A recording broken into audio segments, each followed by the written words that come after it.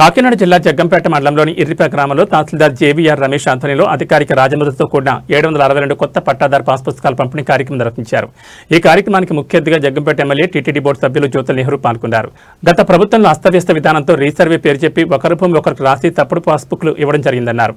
కూటమొచ్చాక రాష్ట్ర ముఖ్యమంత్రి చంద్రబాబు నాయుడు ఆలోచన విధానాలతో మీ భూమి మీ హక్కు ద్వారా పాస్బుక్లు రాజముద్రతో ముద్రించడం జరిగిందన్నారు. రాష్ట్ర బడ్జెట్లో సుమారు 70,000 కోట్ల రూపాయలు వ్యవసాయ అనుబంధ రంగాలకు కేటాయించడం జరిగిందన్నారు. సబ్సిడీపై వ్యవసాయ యాంత్రీకరణకు సంబంధించి సామగ్రిని అందించడం జరుగుతుందని ఎమ్మెల్యే నెహ్రూ వెల్లడించారు.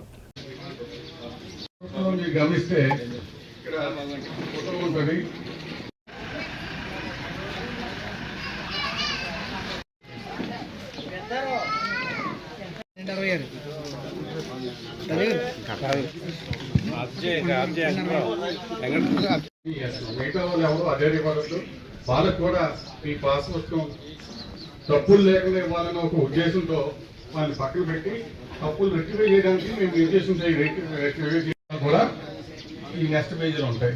ఇక్కడ క్యూఆర్ కోడ్ ఇవ్వడం జరిగింది. క్యూఆర్ కోడ్ని మీరు స్కాన్ చేస్తే మీ వివరాలన్నీ కూడా ఇందులో వస్తాయి. అలాగే ఇక్కడ స్కెచ్ ఇవ్వడం జరిగింది. ఇక్కడ మీ భూమి ఏ విధంగా ఉంది అన్నది భూమి యాజమాన్య హక్కు పత్రం అంటే పట్టాదారు పాస్ పుస్తకం. మీ భూమి మీ హక్కు అనేటటువంటి ఒక ట్యాగ్ లైన్తో పెట్టి ఇవ్వడం జరిగింది. ఎంఆర్ఓ గారు చెప్పారు. 900 పైబడి ఖాతాలుంటే 1800 ఎకరం ఆయకట్టు ఉంటే మన ఇరుపా గ్రామంలో 989 ఖాతాలుంటే ఇవాళ మనం 762 ఖాతాలను ఇవాళ పంపిణీ చేసుకుంటున్నాం. ఇది గత ప్రభుత్వంలో చూసుకున్నట్టయితే అస్తవ్యస్తమైనటువంటి విధానంతో రీసర్వే అని చెప్పి ఒకళ్ళ భూమి ఒకళ్ళకి రాసేయడం, రకరకాల ఇబ్బందులు. నీకు ఎకరం ఉంటే 40 సెంట్లే ఆన్లైన్ అవ్వడం, ఉన్నదే పక్కోళ్ళకి రాసేయడం, దాన్ని మళ్ళీ మనం మార్చుకోవాలనుకుంటే ఇంక మీకు తెలియదు కాదు, నాకు తెలియదు కాదు ఏం జరగాలో అన్నది.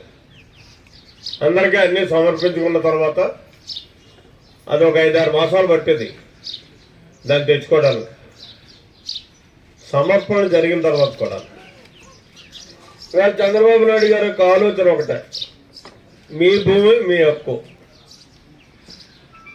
అంటే ప్రతి పేజీలోని కూడా మీ హక్కును ప్రతిబింబించేటటువంటి విధంగా ఒక మనోస్థైర్యంతో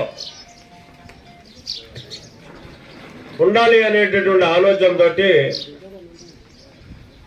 ఈనాడు ఈ పాస్బుక్ని తప్పులన్నీ సరిచేసి మీ ఆమోదం పొందిన తర్వాత వీళ్ళకి ఇచ్చారన్న దగ్గర నుంచి వచ్చిన తర్వాత దాన్ని పాస్బుక్గా ముద్రించి ఇవాళ మీకు ఇవ్వడం జరిగింది. అయితే ఇందులో 1 ఎకరం భూమిలో 5 సెంట్లు అటు ఇటు కూడా ఉండేటటువంటి పరిస్థితి ఉంది. ఆ వెలిసిపాటు అన్నది భూ సర్వే లెక్కల్లోనే గతం నుంచి మనకి ఇచ్చినటువంటి పరిస్థితి ఉంది. అయినప్పటికీ కూడా ఇక్కడ ఉదాహరణ చూసుకుంటే ఇప్పుడు కూడా ఈ బుక్ ఇచ్చిన తర్వాత మీ భూమి కానీ ఒకవేళ ఏదైనా తేడాపాడ ఉన్నట్టయితే సరి చేసుకోవడానికి కూడా మళ్ళీ అవకాశం ఉంటుంది. 100% తేడా అన్నది రాదు. ఒకవేళ ఆ 10%లో ఏదైనా తేడా వచ్చినా దాన్ని మీరు సరి చేసుకోవడానికి మాత్రం అవకాశం ఉంది. రెండోది ఏంటంటే మా కొండవాళ్ళు చెప్పాడు నాకు, అది అప్రస్తుతం ఇప్పుడు. ఎందుకంటే ఒక భయానక వాతావరణంలో పాలన చేయాలనేటటువంటి ఆలోచనతో జరిగినటువంటి గత ప్రభుత్వ పాలనా విధానం. ప్రతి మనిషిని ఆందోళనలో పెట్టాలి, ప్రతి మనిషిని భయంతో ఇచ్చేయాలి. ఆ విధానంలోనే పాలన సాగించుకోగలిగితేనే మనం ముందుకెళ్ళగలుగుతాం అనేటటువంటి ఉద్దేశంతో జరిగేటటువంటి విధానం ఆలోచన. ఈరోజు మీ ప్రభుత్వం మీకోసం, మీ మంచి కోసం కట్టుబడి పనిచేసేటటువంటి ప్రభుత్వం. ఉదాహరణకి గతంలో మన ఊరికి పాస్బుక్ లేవు, గత ప్రభుత్వంలో ఇచ్చారు పాస్ పుస్తకాలు. వైఎస్ఆర్ జగనన్న శాశ్వత హక్కు మరియు భూ రక్షణ పథకం అంటే హక్కు ఎవరిదండి? ఇది అర్జున్ గారు, వైఎస్ హక్కు మంద కాదు, మీ భూమి మీ హక్కు. ఇది గత ప్రభుత్వానికి ఈ ప్రభుత్వానికి ఉన్నటువంటి వ్యత్యాసం. ఇకపోతే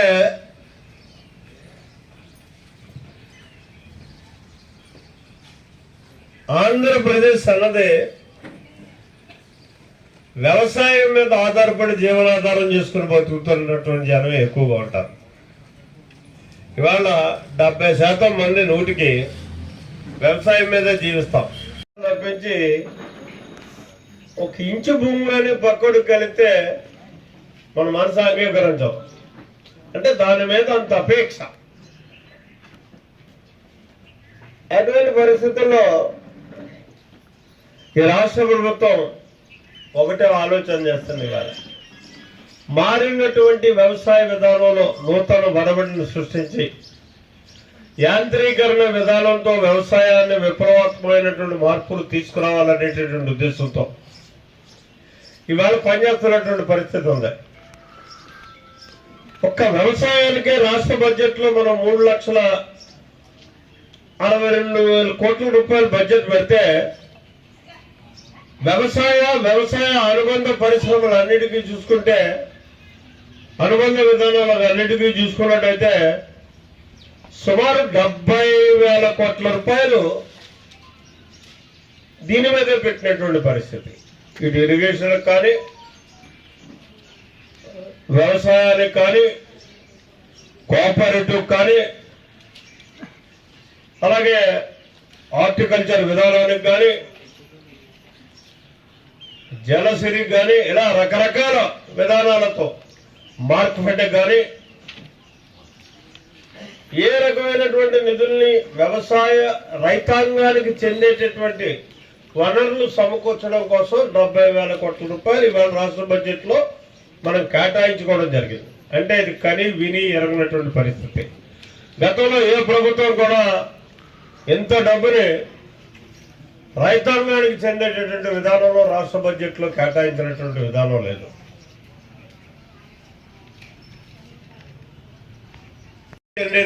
పరిస్థితి ఉంటుంది.